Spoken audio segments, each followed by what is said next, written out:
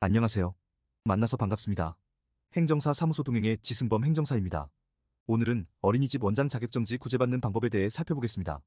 최근 영유아보호법이 크게 강화됨에 따라 어린이집 지도교사의 관리 소홀 또는 부주의 등 예기치 않은 원인으로 인해 어린이집 원장 자격정지 등 행정처분을 받는 사례가 급증하고 있고, 아동학대죄로 기소가 되고 처벌을 받게 되면 아래와 같은 행정처분을 받게 됩니다. 영유아보육법 위반으로 어린이집 운영정지 6개월, 어린이집 원장 자격정지 3개월, 평가인증 취소 처분을 받게 됩니다.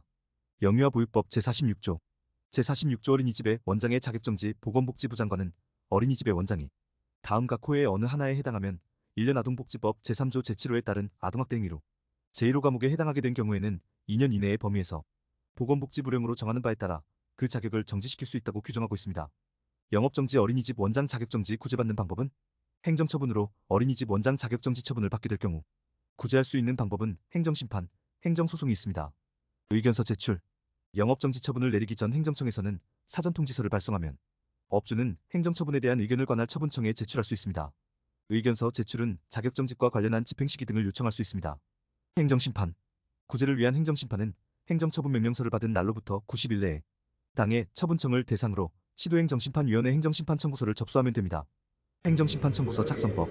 행정심판은 단 한 번의 기회밖에 없기 때문에 최적의 권리구제 수단이 되기 위해서는 적절한 행정심판 청구서가 될 수 있도록 작성해야 할 것입니다. 그 구체적인 내용을 살펴보면 청구 취지. 청구 취지 부분은 행정심판을 통해 얻고자 하는 결론 부분에 해당합니다. 보통 어떤 처분은 이를 취소한다 라는 재결을 구합니다 라는 형식으로 작성합니다. 주의적 청구, 예비적 청구의 방법으로 청구 취지를 작성할 수도 있습니다. 청구원인. 청구원인은 행정심판 청구를 통해 승소하기 위해서는 청구원인을 적정하게 주장하는 게 필수적이라고 할 수 있습니다. 처분청의 위법 및 부당한 내용을 파악하여 주장하고 그에 맞는 법리적 근거를 제시하여야만 인용을 받을 수 있을 것입니다. 입증 방법. 청구원인에서 주장한 내용을 뒷받침하기 위한 자료들을 잘 구비하여 제출하여야 할 것입니다. 보통 많이 제출하는 기본적인 입증 방법은 행정처분명령서, 영업신고증, 사업자 등록증, 주민등록등본, 월세계약서, 대출 관련 증명서, 사실확인서 등이 있습니다. 첨부서류. 위의 입증 방법 각 한 통과 행정심판 청구서, 부본 한 통을 제출하시면 되겠습니다. 집행정지 신청.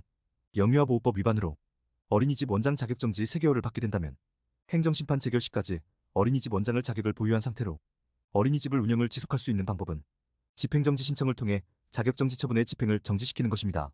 집행정지 신청은 처분의 효력, 처분의 집행 또는 절차의 속행을 전부 또는 일부를 정지하기 위해서는 처분 등으로 인한 중대한 손해가 생기는 것을 예방할 필요성이 긴급하여야 할 뿐만 아니라 공공복리에 중대한 영향을 미칠 우려가 없어야 인용될 수 있습니다. 지금까지 살펴본 바와 같이 영유아보호법 위반으로 어린이집 원장 자격정지를 받으신 어린이집 원장께서는 행정심판, 집행정지 신청으로 감경이나 취소를 받아 구제를 받아야겠습니다. 이상 영업정지 어린이집 원장 자격정지 구제받는 방법은 에 대해 살펴봤습니다. 행정심판 전문 행정사 사무소 동행, 음주운전, 면허 취소, 이의신청, 영업정지, 행정심판, 벌금 감형 상담 및 대행, 반성문, 탄원서, 사실확인 증명서, 010-6248-5253. 끝까지 시청해주셔서 고맙습니다. 영상이 도움되셨다면 구독과 좋아요,